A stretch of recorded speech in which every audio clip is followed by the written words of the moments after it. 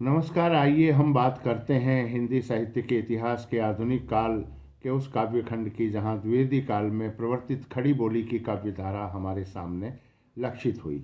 इस धारा का प्रवर्तन द्वितीय उत्थान में इस बात को लेकर हुआ था कि ब्रज भाषा के स्थान पर अब प्रचलित खड़ी बोली में कविता होनी चाहिए। श्रृंगार रस के कवित्व सवैये बहुत लिखे जा चुके, अब और विषयों को लेकर तथा और छंदों में भी रचना चलनी चाहिए। खड़ी बोली को पद्यों में अच्छी तरह ढलने में जो काल लगा, उसके भीतर की रचना तो बहुत कुछ इतिवृत्तात्मक रही, पर इधर इस तृतीय उत्थान में आकर यह काव्यधारा कल्पनान्वित, भावाविष्ट और अभिव्यंजनात्मक हो गई। भाषा का कुछ दूर तक चलता हुआ स्निग्ध, प्रसन्न और प्रांजल प्रवाह इस धारा की सबसे बड़ी विशेषता है। खड़ी बोली वास्तव में इसी धारा के भीतर मंजी है। भाषा का मंजना वहीं संभव होता है जहां उसकी अपनी गतिविधि का पूरा समावेश होता है और कुछ दूर तक चलने वाले वाक्य सफाई के साथ पद्यों में बैठते चले जाते हैं।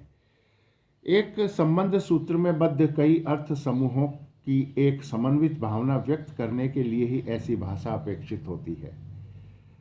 जहां एक दूसरे से असंबद्ध छोटी छोटी भावनाओं को लेकर वाग वैदिज्ञ की झलक या चलचित्र की सी छाया दिखाने की प्रवृत्ति प्रधान होगी, वहां भाषा की समन्वय शक्ति का परिचय न मिलेगा। व्यापक समन्वय के बिना कोई ऐसा समन्वित प्रभाव भी नहीं पड़ सकता जो कुछ काल तक स्थायी रहे। स्थायी प्रभाव की और लक्ष्य इस काव्य धारा में बना हुआ है।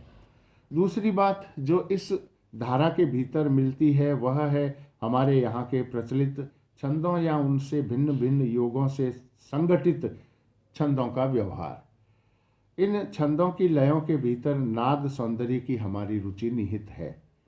नवीनता में बट्टा लगने के डर से ही इन छंदों को छोड़ना सहृदयता से अपने को दूर बताना है।